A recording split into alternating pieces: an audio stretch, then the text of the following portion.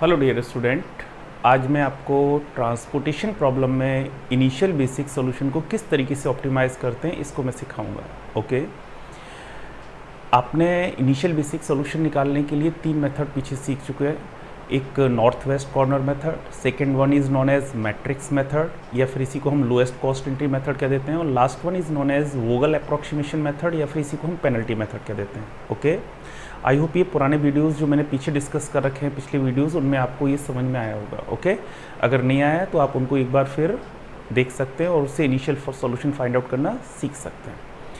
अब ज़रा चेक करना, इस जो इनिशियल बेसिक सॉल्यूशन आया था उसको हम उसकी ऑप्टिमलिटी को हम किस तरीके से करके चेक करेंगे, उसका प्रोसीजर क्या होता है वो मैं आज डिस्कस करूँगा आपके साथ में। ओके, ऑप्टिमलिटी का मतलब होता है कि ऐसी कॉस्ट, जैसे मैंने आपको बताया था कि एनडब्ल्यू मेथड, मैट्रिक्स मेथड या फिर वोगल अप्रॉक्सीमेशन मेथड, तीनों मेथड से इनिशियल सॉल्यूशन ही फाइंड आउट होता है, लेकिन सबसे एक्यूरेट रिजल्ट किससे रहता है हमारा, जो मैंने लास्ट मेथड डिस्कस किया था, पेनल्टी मेथड या फिर वोगल अप्रॉक्सीमेशन मेथड, इससे हम आंसर के सबसे करीब होते हैं। इसका मतलब है सबसे मिनिमम रिजल्ट इसी से होगा।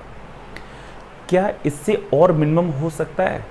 अगर इससे और मिनिमम हो सकता है तो उसको हम फाइंड आउट करना सीखेंगे। क्या यही मिनिमम है, उसको भी चेक करना सीखेंगे। यही ऑप्टिमलिटी कहलाती है। क्लियर? तो एक मैं एग्जांपल के थ्रू इस चीज़ को डिस्कस कर रहा हूँ, जरा आप ध्यान से देखना। एक मैंने यहाँ पर एक ट्रांसपोर्टेशन प्रॉब्लम को कंसीडर किया हुआ है। ओके, ये आपके पास कॉस्ट मैट्रिक्स है, ये उसकी कैपेसिटी दे रखी है, रिक्वायरमेंट दे रखी है। ओके, इस क्वेश्चन को मैंने पेनल्टी मेथड से सॉल्व किया हुआ है। इसके लिए आप लास्ट वीडियो देख सकते हैं, वहाँ पर मैंने इसको पूरे डिटेल में समझाया किस तरीके से किया हुआ है। यहाँ मैं ऑप्टिमलिटी को चेक करूँगा, जरा ध्यान से देखना। पहले मैं इसकी पेनल्टी फाइंड आउट करूं, जो आपका इनिशियल सॉल्यूशन है। सबसे पहले हम इसका इनिशियल सॉल्यूशन फाइंड आउट करेंगे। उसके लिए पेनल्टी फाइंड आउट की, रो की पेनल्टी, कॉलम की पेनल्टी। रो की पेनल्टी फाइंड आउट करते टाइम पर जैसे मैंने पीछे डिस्कस किया था कि लीस्ट 2 एलिमेंट, उस रो के 2 सबसे छोटे एलिमेंटों को आपस में सेपरेट कर दी, उनका जो डिफरेंस होगा वही पेनल्टी है। ऐसे अगर मैं कॉलम की पेनल्टी फाइंड आउट करूँ तो उनके लीस्ट 2 एलिमेंट्स कॉलम के सेपरेट कर दिए, जिस कॉलम की आपको पेनल्टी चाहिए उसकी कॉलम की पेनल्टी हो जाएगी। जो भी मैक्सिमम पेनल्टी है उसको आप उस रो को या उस कॉलम को आप पूरा का पूरा ब्लैंक कर दी, खाली कर दीजिए। पूरा का पूरा अमाउंट उसमें जितना भी हो पूरा का पूरा डिस्ट्रीब्यूट कर दिए। डिस्ट्रीब्यूट करने का मैंने आपको प्रोसेस सिखाया था कि सबसे कम कॉस्ट होगी उसको आप देंगे मैक्सिमम, उसके बाद उससे बड़ी कॉस्ट को, उसके बाद उससे बड़ी कॉस्ट को, इस तरीके से करके आगे मूव करते हैं। ओके, आई होप ये लास्ट वीडियो में आपको पूरा क्लियर हो गया। अब जरा चेक करना, मैंने इसकी पेनल्टी फाइंड आउट की। आफ्टर देन ये मैक्सिमम पेनल्टी इसकी आ रही थी 22, इस पूरे अमाउंट को इसमें डिस्ट्रीब्यूट कर दिया। सिमिलरली फिर नेक्स्ट रो बनाई, और जो रो ब्लैंक हो जाती है या फिर जो कॉलम या रो ब्लैंक या फिल हो जाता है उसको नेक्स्ट टेबल में हम रिराइट नहीं करते हैं। नेक्स्ट टेबल हमारे पास ये आ गई। आफ्टर देन मैंने नेक्स्ट टेबल ये बनाई, इसकी फिर पेनल्टी फाइंड आउट की है। पेनल्टी फाइंड आउट करके मैंने नेक्स्ट टेबल फिर बना लिए, और ये सारी जो एलोकेशंस आ रही थी इनको मैंने एक साथ कॉस्ट मैट्रिक्स लिख के यहाँ पर मैंने इसमें डिज़ाइन कर दिया। इसका मैंने मिनिमम जेट फाइंड आउट किया। ओके, मल्टीप्लाई करके 19 into 5, 10 into 2, 14 into 7, 16 into 2, after then ये it is equal to 779। Clear? यहाँ तक आई होप ये चीज़ आपको समझ में आई होगी। और अगर ये चीज़ में कोई दिक्कत आ रही है या इस प्रोसेस में दिक्कत आ रही है तो मेरा लास्ट वीडियो जो मैंने वोगल अप्रॉक्सीमेशन मेथड पे बनाया हुआ उसको आप चेक कर लेना, वहाँ पर पूरा मैंने डिटेल में इसको डिस्कस कर रखा है। अब यहाँ से जो मैंने मिनिमम जेट फाइंड आउट किया है 779, वेदर इट इज़ मिनिमम, क्या ये मिनिमम है या फिर इट मे बी मिनिमाइज और मोर। ओके, क्या इसको और मिनिमाइज कर सकते हैं, इसको चेक करना ही ऑप्टिमलिटी कहलाता है। इसकी ऑप्टिमलिटी को मैं चेक करूंगा कि क्या ये ऑप्टिमल है या फिर इसको और ऑप्टिमाइज किया जा सकता है। इसके लिए एक मैं प्रोसेस आपको फॉलो करना सिखाता हूँ, किस तरीके से सॉल्व करते हैं इसको, वो मैं आपको डिस्कस करूँगा। ओके, तो कभी भी कोई क्वेश्चन दिया जाता है वहाँ पर अगर कहता है कि फाइंड द सॉल्यूशन या फाइंड द ऑप्टिमल सॉल्यूशन, तो ये इनिशियल सॉल्यूशन है, ये ऑप्टिमल सॉल्यूशन नहीं है। इसका मतलब है इसकी ऑप्टिमलिटी को आपको चेक करके सॉल्यूशन दिखाना पड़ेगा। क्लियर? तो यहाँ तक तो आप करके आएंगे। ओके, इसके बाद हम आगे का प्रोसेस यूज़ करते हैं। यहाँ मैंने पेनल्टी मेथड इसलिए यूज किया हुआ है क्योंकि मैंने आपको बताया हुआ था कि एनडब्ल्यू मेथड से रिजल्ट हमारा थोड़ा सा रफ रहता है। अगर मैं मैट्रिक्स मेथड यूज करता हूँ या lowest cost entry method use करता हूँ तो इससे रिजल्ट की एक्यूरेसी थोड़ी और अपग्रेड होती है। अगर यहीं पर मैं वोगल अप्रॉक्सीमेशन मेथड यूज या पेनल्टी मेथड यूज़ कर लेता हूँ तो हमारी आंसर की एक्यूरेसी सबसे ज़्यादा अच्छी होती है। इसका मतलब है कि आंसर के हम सबसे ज़्यादा करीब होंगे। ओके, तो इसलिए मैं इसका प्रोसेस का यूज करता हूँ। तो यानी जो भी हमारा रिजल्ट होगा लगभग इसी के आसपास होगा। क्लियर? 779 के आसपास ही रिजल्ट होगा।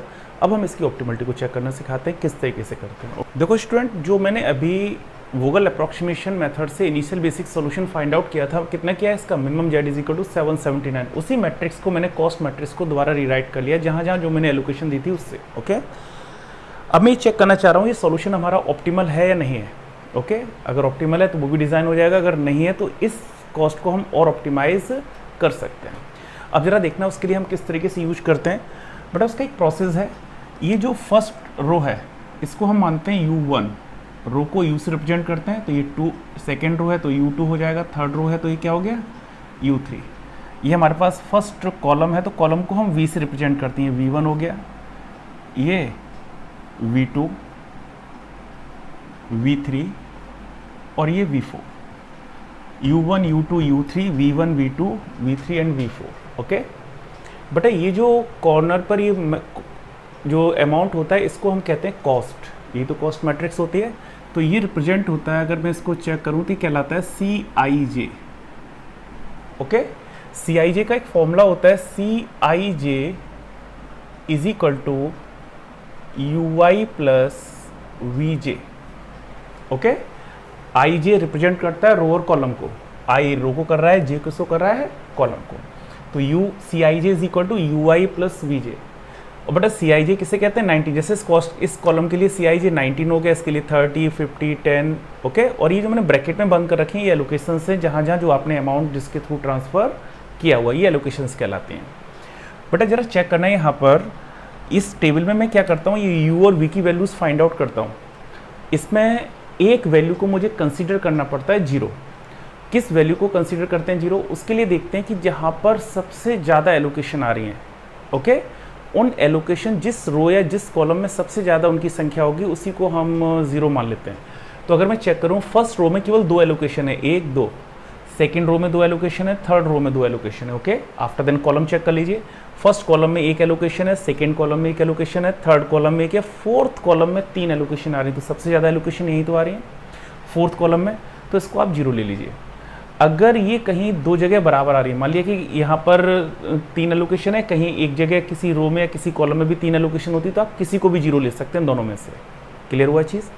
तो यहाँ पर तो ये क्लियर आपको दिखाई दे रहा है, सबसे ज़्यादा जो एलोकेशन आ रही है वो फोर्थ कॉलम में आ रही है, तो इसको मैं 0 मान लेता हूँ। क्लियर? अब बाकी की वैल्यूज़ निकालने के लिए मैं ये फॉर्मूला यूज कर लेता हूँ, CIJ is equal to UI plus VJ। ये कहाँ कहाँ किस तरीके से निकालना होता है उसको ज़रा देखना। जिस कॉलम को मैंने 0 माना है या जिस रो को मैंने 0 माना है, उसमें जितनी भी एलोकेशंस आ रही हैं उन सभी सेल के लिए वैल्यूज़ फाइंड आउट करते हैं। ध्यान देना, इस को मैंने 0 लिया है, फोर्थ कॉलम को, इसमें एलोकेशन तो तीनों जगह आ रही हैं। ओके, तो एक तरफ से स्टार्ट करते हैं, तो सब जहाँ 0 है उसी को चेक करेंगे, उसी से वैल्यू फाइंड आउट करना स्टार्ट करते हैं, एक एक करके दूसरी वैल्यूज़ फाइंड आउट होती हुई आ जाती हैं। इस सेल के लिए हम क्या लिखेंगे, इस सेल को हम बोलेंगे ये फर्स्ट रो है, फोर्थ कॉलम है, तो यानी 1-4 हो गई, ये रो हो गई 1-4, तो इसका मतलब हो गया ये आ गया C14। C14 is equal to formula होगा U1 प्लस V4। क्लियर हुआ? C14 इज इक्वल टू कितना हो गया, U1 प्लस V4। पहला सफिक्स रो को रिप्रेजेंट कर रहा है, सेकेंड कॉलम, तो first row and fourth column. बटा C14 की वैल्यू कितनी है हमारे पास, ये कॉस्ट होती है, मैंने बताया ना CIJ ये कॉस्ट कहलाती है। इसके लिए CIJ कितना है, C14 की वैल्यू कितनी है 10। तो अगर मैं यहाँ वैल्यू पुट करूँगा तो कितना आ गया, 10 is equal to U1 plus V4 हमारे पास 0 है, तो this implies that U1 is equal to 10। तो मैं U1 की वैल्यू यहाँ 10 लिख देता हूँ। क्लियर हुआ? आफ्टर देन मैं इसके लिए निकालो, यानी जहाँ 0 माना है पहले उस कॉलम में जहाँ जहाँ एलोकेशन सारी सभी की वैल्यू निकालो।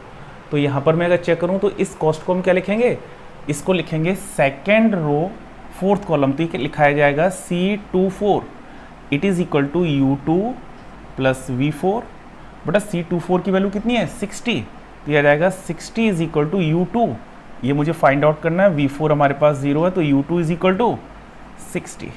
अगर मैं चेक करूँ तो U2 इज इक्वल टू हमारे पास कितना आ गया 60, तो U2 की वैल्यू मैं यहाँ कितना पुट कर दूँ 60। सिमिलरली जब मैं इसकी वैल्यू बात करता हूँ तो ये थर्ड रो फोर्थ कॉलम हो गया, तो इसको लिखेंगे हम C34। It is equal to U3 plus V4। C34 की वैल्यू कितनी है 20, तो यहाँ 20 इज इक्वल टू U3 मुझे कैलकुलेट करना है, V4 का मान 0 है, तो यहाँ से आ गया U3 इज इक्वल टू 20, तो U3 is equal to 20। I hope ये चीज़ क्लियर हुई। आफ्टर देन जब मैंने ये वैल्यूज़ निकाली, मैंने बताया जिसकी वैल्यू मुझे पता हो उस रो में या उस कॉलम में जितनी भी एलोकेशन उन सारी की वैल्यू फाइंड आउट कर सकते हो, क्योंकि एक वैल्यू मुझे पता हो जाएगी, क्योंकि ये फॉर्मूला जब मैं यूज़ करूँगा तो एक यू और एक वी, एक रो एक कॉलम यूज़ करोगे तो अगर यू की वैल्यू पता है तो वी निकल आएगा, अगर वी की वैल्यू पता है तो आपको यू फाइंड आउट हो जाएगा, क्योंकि सी आई जे तो सभी के लिए पता है। अब जरा देखना है, मुझे ये पता है, आप इस सेल की बात करो क्योंकि मुझे ये निकालना है, तो इसके रिस्पेक्ट में अगर चेक करूँ ये लिखा हुआ है तो इसका मतलब इस सेल को अगर लिखना चाहूँ तो मैं क्या लिखूँगा, C11 first row first column, C11 is equal to formula लगा दूँ U1 प्लस V1। C11 की वैल्यू कितनी है हमारे पास 19, U1 कितना है 10 प्लस V1 यहाँ से कैलकुलेट कर लूँ तो V1 इज इक्वल टू बटा 9, तो V1 की वैल्यू हमारे पास कितनी आ गई 9। आई होप ये क्लियर हो गया। अब जरा देखना, मुझे ये पता है तो मैं ये वैल्यू फाइंड आउट कर सकता हूँ, क्योंकि ये तो पता है मुझे, तो इसके लिए मुझे निकालने की जरूरत नहीं है। इसके लिए मैं फाइंड आउट कर सकता हूँ, इस सेल को मैं लिखना चाहूँ तो इस सेल को मैं क्या लिखूँगा, अगर मैं देखूँ इस सेल को लिखूँगा second row third column C23 it is equal to U2 plus V3 बटा C23 40, तो यह आ जाएगा 40 इज इक्वल टू U2 कितना है बटा 60, V3 यहाँ से कैलकुलेट कर लूँ तो V3 इज इक्वल टू बटा 40 माइनस 60 माइनस का 20, तो V3 की वैल्यू आ गई बटा माइनस का 20। अब जरा देखो, ये वैल्यू मुझे पता है तो मैं ये वैल्यू कैलकुलेट कर सकता हूँ, तो इस सेल को अगर लिखना चाहूँ तो इस सेल को मैं क्या लिखूँगा, C थर्ड रो कॉलम 2 है, it is equal to U3 plus V2, C32 कितना है 8 इज इक्वल टू U3 कितना है 20 प्लस V2, तो बेटा V2 is equal to 8 minus 12 minus 8 minus 20 minus 12। I hope ये U और V की वैल्यूज़ निकालना समझ में आ गया, किस तरीके से मैंने निकाली हुई है। ओके, जब ये U और V की वैल्यूज़ आ जाती हैं, ओके, आफ्टर देन इनकी एंट्री मैं इस टेबल के अंदर करूँगा, कैसे करता हूँ उसको देखना जरा। बट जहाँ एलोकेशन है, इसका मतलब है ये एलोकेशन है, ये एलोकेशन है, ये इन सेल से कोई मतलब नहीं है, बिल्कुल एज इट रहेंगे, इनको कोई चेंज नहीं करेंगे।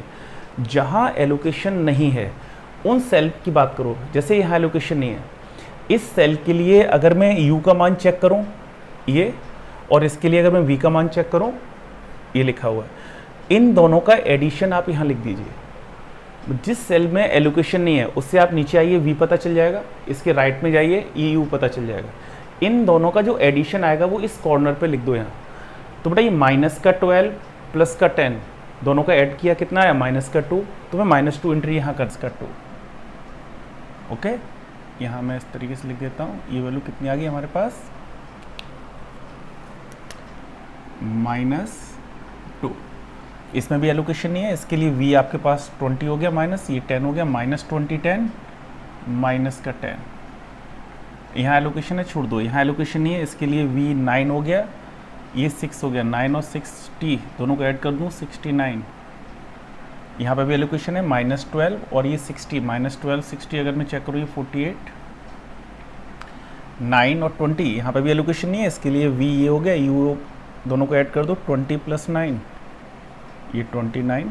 यहाँ एलोकेशन ऐसे छोड़ दो, यहाँ एलोकेशन नहीं है, इसके लिए V आपके पास -20, U 20, 20 20 कितना आ गया बेटा 0। क्लियर? तो ये जो वैल्यू निकल के आती है बेटा, ये तो मैंने क्या बताया, ये कहलाती है आपके पास CIJ, और जो ये वैल्यू है ये हो गई आपके पास UI प्लस VJ। ओके, इन दोनों का जो डिफरेंस होता है इट इज़ कॉल्ड DIJ। ये क्या कहलाता है, DIJ कहलाता है। अगर इसका डिफरेंस करूं, इन दोनों का डिफरेंस कर दूं, 20 माइनस 2 माइनस और माइनस प्लस हो जाएगा, तो ये 32, 50 माइनस ये 10 है, 50 माइनस और माइनस प्लस हो जाएगा तो ये 60। ओके, 50 प्लस 10 कितना हो गया 60, 70 माइनस 69 ये 1, 30 माइनस 48 माइनस का 18, 40 माइनस 29 11, 70 माइनस 0 0। बेटा जो ये वैल्यू होती है इसको हम बोलते हैं DIJ। क्या कहलाता है ये, जो ये वैल्यू निकल के आती है इन दोनों का डिफरेंस है, इसे हम कहते हैं, बेटा यहाँ लिखे देता हूँ मैं, ये कहलाता है DIJ। ओके, यहाँ ये DIJ है, ये वैल्यू ये DIJ है, ये जो मैंने ब्लू कलर से लिख रखे हैं ये सब DIJ लिखेगा। ओके, बेटा जो ये डी आई जे लिखे हुए हैं, अगर यहाँ पर ये सारे डी आई जे, यहाँ पर देखो दो कंडीशंस होती हैं, if all D I J greater than equal to 0, अगर ये सारे डी आई जे 0 है, 0 से बड़े हैं, then solution is optimal.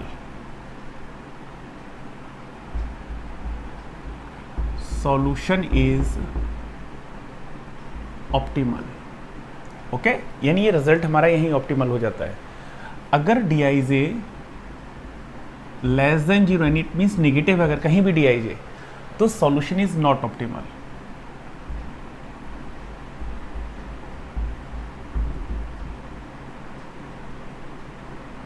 Okay, अगर मैं यहाँ पे देखूँ, ये आई जे मीन्स रो और कॉलम को रिप्रेजेंट करता है, ये कहलाएगा D12, D13, D21, D22। बेटा यहाँ पर जरा देखना, बाकी तो सारे डी आई जे पॉजिटिव हैं ये, लेकिन ये जो डी आई जे आ रहा है वो निगेटिव आ रहा है। ये किस पोजीशन पर है? D22, second row second column is equal to -18 है, ये 0 से छोटा है। इसका मतलब है कि जो ये सॉल्यूशन मैंने निकाला था 779, ये सॉल्यूशन जो मैंने अभी मैट्रिक्स पेनल्टी मेथड से निकाला हुआ है, वोगल अप्रॉक्सीमेशन मेथड से, इसका मतलब है ये अभी ऑप्टिमल नहीं है। इसका मतलब है जो हमारा सॉल्यूशन होगा, इसका ऑप्टिमल सॉल्यूशन, वो इससे भी कम पैसे या इससे भी कम अमाउंट में होगा। इसका मतलब ये हो जाता है कि अगर ये डी आई जे अगर निगेटिव आ जाते हैं, इसका मतलब होता है कि जो भी हमारा ट्रांसपोर्टेशन हो रहा था, जिस कॉस्ट पर हो रहा है, उससे भी कम कॉस्ट में आपका ट्रांसपोर्टेशन हो जाएगा।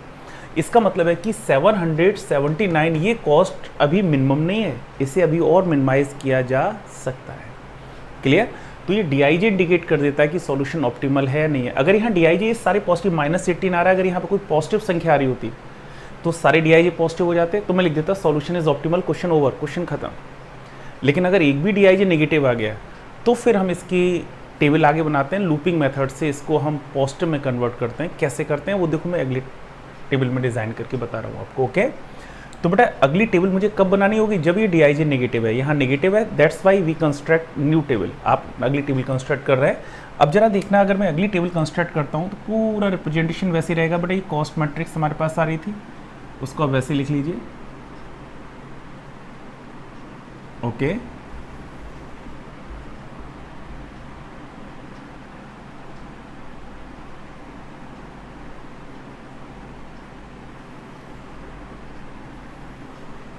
ओके, इसकी जो कॉस्ट है, कॉस्ट में कोई चेंज नहीं होता है, 19, 30, 50, 10। अब मैं देख रहा हूँ कि ये जो सॉल्यूशन था, इसको हम मिनिमम और कितना कर सकते हैं, उसको मिनिमाइज कर रहे हैं। ओके, ये तो कंफर्म हो गया, मिनिमम और होगा ये, क्योंकि डी आई जे हमारा नेगेटिव आ गया।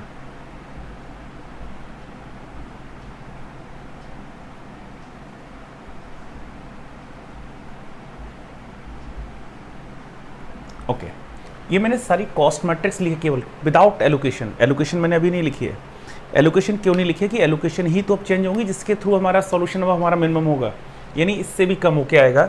इसके लिए हम क्या करते हैं, ज़रा देखना है यहाँ पर, जहाँ निगेटिव डी आई जे आ रहे हैं उस वैल्यू से आप स्टार्ट करके एक लूप बनाते हैं, क्लोज लूप। ओके, और लूप ऐसा होता है कि आप जिस पॉइंट से आपने स्टार्ट किया, निगेटिव जो सबसे निगेटिव होगा, यहाँ तो एक ही निगेटिव है -18, अगर ये -18 होता है, इसके साथ में और भी कहीं डी आई जे नेगेटिव होता है, तो दोनों में जो ज़्यादा नेगेटिव है उसको आपको लेके चलना होता है। ओके, बाकी उसको छोड़ देते हैं। तो यहाँ तो एक ही नेगेटिव है, तो मैं इस नेगेटिव वैल्यू को लेके एलोकेशन से एलोकेशन चल के एक लूप बनाऊंगा। मतलब मुझे रिटर्न होके इसी पॉइंट पर आना, तभी तो क्लोज लूप बनेगा। और आपका जो मूवमेंट होना चाहिए, यानी आप जहाँ से मूव होगे, वो आपकी कंडीशन एलोकेशन की होनी चाहिए, यानी वो सेल आपकी एलोकेशन की होनी चाहिए। तो अब जरा देखो यहाँ पर, अगर मैं यहाँ पर एक लूप बनाऊँ, जरा ध्यान देना, ये नेगेटिव आ रहा है, इसका मतलब आपको ये स्टार्ट यहाँ से करना है। ओके, आपको एलोकेशन से एलोकेशन मूव करना है। बेटा यहाँ से हमारा मूवमेंट जो, जब लूप बनाते हैं तो एक चीज़ ध्यान रखते हैं, जैसे हम चेस खेलते हैं ना, चेस में खेलते टाइम पर क्या होता है, आपने हाथी का मूवमेंट चेक किया होगा। जो हाथी होता है उस मूवमेंट क्या होता है कि स्ट्रेट लाइन में होता है, सीधा जाएगा, वो आगे जाए या बैक में जाए या लेफ्ट में जाए या राइट में जाए, वो क्रॉस तो नहीं जाता है, कॉर्नर से होकर नहीं जाएगा, या फिर किसी जिगजैग मोशन में तो नहीं चलेगा। तो बस जस्ट उसी तरीके से मूवमेंट हमारा लूप के लिए होता है, यानी आपका मूवमेंट एक सीधी लाइन में होना चाहिए, स्ट्रेट लाइन में। ओके, अब जरा ध्यान देना, यहाँ पर ये नेगेटिव वैल्यू थी, यहाँ से स्टार्ट होगा। अब यहाँ से आप 4 तरीके से जा सकते हो। आप ऊपर जा सकते हैं, आप इधर जा सकते हैं, आप इधर जा सकते हैं, इधर जा सकते हैं, कॉर्नर पे नहीं आएंगे कि मैं इससे पहुंच जाऊं। ओके, समझ में आ गया? सीधा स्ट्रेट लाइन में आपको चलना है जहां भी जाना है। तो बेटा यहाँ से आपको मूवमेंट की 4 मेथड हैं, ऊपर जा सकते हैं, इधर जा सकते हैं, इधर जा सकते हैं, इधर जा सकते हैं, लेकिन आप एलोकेशन से ही एलोकेशन पे जाएंगे। बेटा यहाँ से स्टार्ट कर रहे हैं, तो यहाँ के बाद जो अगली एलोकेशन आ रही है वो आपकी ये आ गई। आप इधर आ सकते हैं, ऊपर नहीं जा सकते क्योंकि ऊपर एलोकेशन नहीं है। आप इधर नहीं जा सकते क्योंकि यहाँ पर एलोकेशन ही, एलोकेशन मतलब जो ये क्वांटिटी ब्रैकेट में लिखी है एलोकेशन कहला रही है यहाँ। अब आफ्टर देन यहाँ से मूवमेंट हमारा किधर होगा? इधर होगा नहीं क्योंकि एलोकेशन हमारी यहाँ नहीं है। इसका मतलब है हमारा मूवमेंट होगा आगे की तरफ। यहाँ एलोकेशन पे जाके हम यहाँ रुक जाएंगे। ये एलोकेशन है ना, यहाँ रुक गया मैं। इसके बाद एलोकेशन कहाँ है? इसके बाद मैं ऊपर चलूँगा, यहाँ पर एलोकेशन आ रही है। जो ये एलोकेशन ही आ रही है, ज़रा देखना है यहाँ से। यहाँ पर एलोकेशन पे चलने के बाद फिर मेरा मूवमेंट 2 जगह हो सकता है। मैं ऊपर जा सकता हूँ, मैं आगे आ सकता हूँ। अगर मैं ऊपर गया तो मैं इस पॉइंट पर पहुँचूंगा। अगर मैं यहाँ पहुँच गया तो यहाँ के बाद अगली एलोकेशन है ये, मैं यहाँ पर आ गया। अब बेटा यहाँ के बाद आपको एलोकेशन नहीं मिल रही है इस कॉलम में कहीं, तो इसका मतलब मैं रिटर्न होकर इस पॉइंट पर नहीं आ सकता। इसका मतलब है कि मैं ऊपर से तो नहीं जाऊँगा। अब मैं क्या करूँ कि अगर जो ये पॉइंट हमारे पास आ गया था, यहाँ एलोकेशन थी, अगर मैं यहाँ से ट्रांसफ़र होकर डायरेक्ट यहाँ पर पहुँच जाऊँ तो मैं इस एलोकेशन से इस एलोकेशन को बाईपास करता हुआ इसी पॉइंट पर पहुँच जाऊँगा, क्योंकि मुझे इसी पॉइंट पर पहुँचना था जहाँ पर ये नेगेटिव था। तो अगर मैं चेक करूँ, मेरा पाथ ही हो गया ये, आफ्टर देन ये, आफ्टर देन ये। क्लियर हुआ? आफ्टर देन जो पाथ बन के आ गया, अब इसमें ये चेक करो, इस माइनस वाली क्वांटिटी को मुझे कुछ अमाउंट देना होगा, और इसके कॉर्नर पॉइंट्स को चेक करते हैं। कॉर्नर पॉइंट से डिज़ाइन कर लेते हैं कहाँ पर आपको अमाउंट ऐड करना है, कहाँ सब्ट्रैक्ट करना है। तो जहाँ ये नेगेटिव है, इस पॉइंट को तो मुझे अमाउंट देना है। कितना देना है? जो नेगेटिव वाली पोजीशंस होंगी उनमें जो मिनिमम पोजीशन होगी उसको आपको देना होगा। नेगेटिव वाली पोजीशंस कितनी है ज़रा देखना। अगर यहाँ पर कुछ अमाउंट दूंगा तो यहाँ पर आपको यहाँ ऐड करना पड़ेगा, तो यहाँ माइनस के अल्टरनेट चलेंगे, तो यहाँ ऐड करना पड़ेगा, तो यहाँ सब्ट्रैक्ट करेंगे, यहाँ ऐड करेंगे, यहाँ सब्ट्रैक्ट करेंगे। तो यहाँ माइनस वाली पोजीशन है 2 जगह, एक यहाँ और एक यहाँ, क्योंकि यहाँ तो अमाउंट आपको देना है। तो अल्टरनेट प्लस माइनस करते आएंगे, तो इसका मतलब होगी ट्रांसपोर्टेशन प्रॉब्लम आपकी बैलेंस ही रहेगी। तो यहाँ प्लस करेंगे, यहाँ माइनस करेंगे, यहाँ प्लस करेंगे, माइनस करेंगे। तो माइनस वाली पोजीशन 2 है ये। इन दोनों में मिनिमम कॉस्ट क्या है? 2। ओके, तो इसका मतलब है 30 को मुझे 2 अमाउंट देना होगा। ये कॉर्नर वाले पोजीशंस पे चेक करते हैं बस, और कहीं नहीं चेक करते हैं। अगली टेबल में मैं क्या करता हूँ, इस टेबल की बेटा कॉस्ट मैट्रिक्स फिर मैंने बना ली, और सबसे पहले उन कॉस्ट की एंट्री कर दो जहाँ पर कॉर्नर्स आ रहे थे लूप के। तो बेटा जरा देखना, 30 पे मुझे कितना अमाउंट देना है? 2। और 30 पे मैं 2 अमाउंट ही क्यों दिया? क्योंकि माइनस वाली पोजीशंस 2 आ रही हैं। इन दोनों में मिनिमम कॉस्ट कितनी है हमारे पास? 2। क्योंकि यहाँ कुछ अमाउंट दोगे तो ये प्लस लिखा जाएगा, यहाँ माइनस होगा, यहाँ प्लस होगा, यहाँ माइनस होगा। तो माइनस वाली पोजीशंस 2 हैं, इनमें मिनिमम कॉस्ट क्या है? मिनिमम जो अमाउंट है एलोकेशन का वो कितना है? 2। तो जो 30 निगेटिव आ रहा था उसको वो अमाउंट दे दो। अगर बेटा 30 को मैंने 2 दे दिया तो इसका मतलब ये कॉलम डिसबैलेंस हो गया, क्योंकि इसमें 30 को तो कोई एलोकेशन दी नहीं थी आपने, तो डिसबैलेंस हो गया। तो इसलिए तो मैंने यहाँ माइनस किया है। तो 8 अमाउंट था, अब 8 में से कितना माइनस करना मुझे? जो अमाउंट मैंने यहाँ दिया 2। तो बेटा 8 में से 2 अमाउंट माइनस कर दो, कितना बचा? ये 6। ओके, आफ्टर देन आगे जाइए। यहाँ पर बेटा 20 पर 10 था, तो यहाँ माइनस किया तो ये अमाउंट कम हो गया, और तो मैं इसमें ऐड कर दूँ तो बैलेंस हो जाएगा। तो 10 में बेटा वही अमाउंट ऐड कर दो 2, तो कितना आ गया? 10 + 2 12। क्लियर? यहाँ ऐड किया है तो ये डिसबैलेंस फिर कॉलम हो गया, इसका मतलब यहाँ माइनस करना होगा। माइनस करने के लिए यहाँ माइनस करूँगा तो बेटा 2 से 2 माइनस करेंगे 0, तो 60 पे 0 अमाउंट, 0 को हम इंडिकेट करेंगे नहीं। तो जो अमाउंट हमारा, जो एलोकेशन ये बढ़ी थी वो एलोकेशन यहाँ बैलेंस हो गई। बाकी की सारी एलोकेशंस वैसे ही लिख दो जैसी जहाँ आ रही थी, केवल कॉर्नर वाली चेंज हुई है। 19 पे कितना था? 5, तो 19 पे मैं 5 लिख दिया। बेटा 10 पे कितना था? 2, तो 10 पर 2 आ गया। 40 पे कितना था? 7, तो 40 पे 7 आ गया। आप नंबर ऑफ एलोकेशंस चेक करो, 1 2 3 4 5 6, 6 एलोकेशन आ रही है। इसका मतलब है कि सॉल्यूशन आपका नॉन डिजनरेट है, क्योंकि वही m+n-1 के बराबर यहाँ पर आ रही है। क्लियर हो गया? इसके लिए आप मिनिमम जेड निकाल लो। अगर मैं मिनिमम जेड निकालूंगा इसका, बेटा कंफर्म है मिनिमम जेड जो मैंने ये निकाला था 779, इससे कम होगा ये, क्योंकि ये dij नेगेटिव था, उसको मैंने पॉजिटिव में बदल लिया है। तो यहाँ पर मिनिमम जेड निकालूँ, कितना आ गया? 19 × 5 + 10 × 2 + 30 × 2 40 × 7 8 × 6 20 × 12। बेटा इसको ऐड कर लो, मल्टीप्लाई कर 43, चेक किया, ये देखा पहले कितना आ रहा था, ये 779 और ये रह गया 743, कम हो गया ना। इसका मतलब है कि ये सॉल्यूशन हमारा और मिनिमम हो गया ना। अगर ये मिनिमम हो गया इसका मतलब ये सॉल्यूशन हमारा ज़्यादा एक्यूरेट होगा, ऑप्टिमल सॉल्यूशन हमारा ये हुआ। बेटा ये सॉल्यूशन ऑप्टिमल है या नहीं है, इसको चेक करने के लिए फिर मुझे डीआईजे चेक करना पड़ेगा। जब तक ये डीआईजे में पॉजिटिव नहीं दिखा दूंगा तब तक सॉल्यूशन हमारा ऑप्टिमल नहीं होगा। तो इसके लिए फिर मैं डीआईजे निकालूं। अगर डीआईजे निकालने तो वो जो प्रोसेस मैंने अभी आपको यहाँ सिखाया था यू और वी निकाल के, तो डीआईजे निकालते वो प्रोसेस दोबारा फिर रिपीट कर लो। तो इसमें ज़रा चेक करना है, इसमें अगर मैं नंबर ऑफ रो की बात करूँ तो बेटा ये हमारा U1 हो गया, इसको U2, इसको हम क्या लिखेंगे U3, ये हमारा V1 हो जाएगा, ये V2, V3, ये V4। ओके, इसमें अगर मैं चेक करूं आपको एक को जीरो मानना पड़ेगा, और जीरो किसको मानते हैं, जिसमें जिस रो या जिस कॉलम में सबसे ज़्यादा एलोकेशंस हो। इसमें 2 एलोकेशन है, इसमें भी 2 एलोकेशन, इसमें भी 2 एलोकेशन। कॉलम में चेक करो, इसमें 1, इसमें 2, इसमें 1, इसमें 2, तो 2 ही मैक्सिमम आई। तो 2 मैक्सिमम है, तो कहीं बहुत काफ़ी रो में है, first row, second row, third में भी, कॉलम में भी, तो किसी भी 2 वाले को एक को जीरो मान लो। मान लिया मैंने U1 को ही जीरो मान लिया। अगर मैंने U1 को जीरो मान लिया तो इस रो के लिए जितनी भी एलोकेशंस आ रही हैं जिस सेल में, उनके लिए हम पहले CIJ की वैल्यू कैलकुलेट कर लेते हैं। तो ज़रा ध्यान देना इसको बेटा। अगर इसके लिए मैं वैल्यू चेक करूँगा, क्योंकि यहाँ एलोकेशन है, तो इसमें इसको मैं क्या लिखूँगा, मैं लिख देता हूँ C11 first row first column, C11 is equal to कितना है, it is equal to 90। C11 को अगर मैं लिखूँ तो लिख जाएगा U1 प्लस V1, क्योंकि मैंने अभी आपको फॉर्मूला बताया CIJ is equal to UI plus VJ, तो I is equal to 1, J is equal to 1। यहाँ वैल्यू पुट करूँगी, कितना आ गया 19 इज इक्वल टू U1 कितना है बेटा 0 प्लस V1। यहाँ से सॉल्व कर लो तो V1 इज इक्वल टू 19, तो मैं V1 की वैल्यू यहाँ 19 लिख देता हूँ।